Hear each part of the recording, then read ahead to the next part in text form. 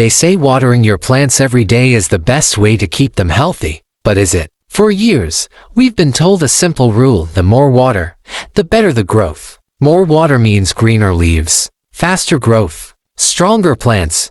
Right, that's what most people believe. But if that was truly the case, why are so many plants still struggling? Why do we see yellow leaves showing up even when the plant is well cared for? Why do stems become weak even though water is being given every single day? Why do some plants slowly lose strength instead of becoming healthier? Something doesn't add up. Because if water was the only answer, then every watered plant should be thriving. But reality is telling a different story. And maybe the problem isn't that we are watering too little. Maybe the problem is that we've been taught to water the wrong way. This used to be simple, until we changed it. There was a time when gardening wasn't complicated. People didn't have calendars reminding them when to water. They didn't follow strict morning and evening routines like clockwork. They simply observed the soil, the plant, and the weather. But today, something has shifted. We've turned watering into a fixed habit instead of a living response. It has become automatic, predictable, almost mechanical.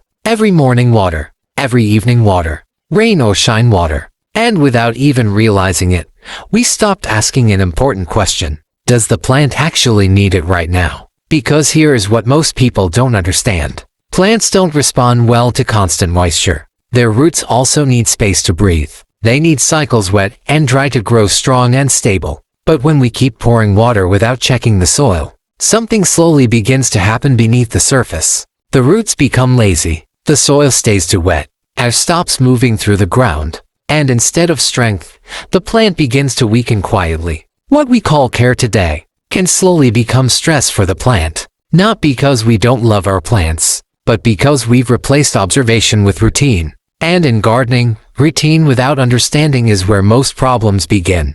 We forgot something important. Something so simple that it almost sounds too ordinary to be powerful. Back then, gardeners didn't rely on routines. They didn't follow fixed watering times or strict daily schedules. They trusted something deeper. They trusted the soil. Not a calendar. Not a habit. Not a rule someone wrote online. The soil. Because the soil tells a story if you're willing to listen. When it is still moist beneath the surface, it doesn't need more water. When it is dry deeper down, then it's time to water again. That was the understanding. Quiet, patient, observant. So instead of watering every day just because it's time, they waited. And when they did water, they didn't just sprinkle the surface. They watered deeply. They allowed the water to reach down far, below what the eye can see, so the roots would follow it downward. And then, they stopped. They didn't come back the next morning to repeat the same thing. They allowed the soil to rest. They allowed air to return.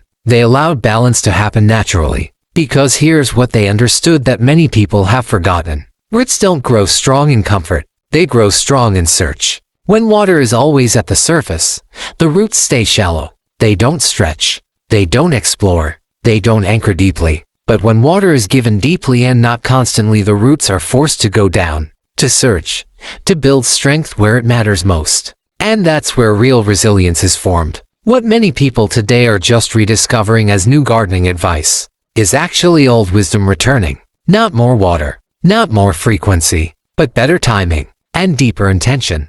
Instead of keeping the soil constantly wet on top, they allowed it to breathe in between watering. Dry periods were not seen as neglect. They were seen as part of the process. Because dryness isn't always damage. Sometimes it's development. And slowly, something beautiful happened. The plants adapted. They didn't become dependent on constant attention. They didn't weaken from overcare. They grew stronger, more stable, more resilient, less fragile, even with less intervention.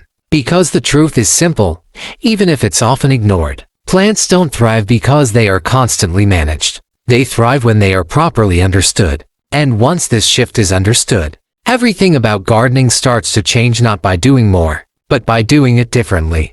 Before all this, things worked better. Not because people had better tools. Not because they had special fertilizers or advanced techniques, but because they understood balance. Plants grown with this older approach developed something important, something you can't see at first glance. Deep roots. And those deep roots changed everything. When heat came, the plant didn't collapse. When rain stopped for days, it didn't panic.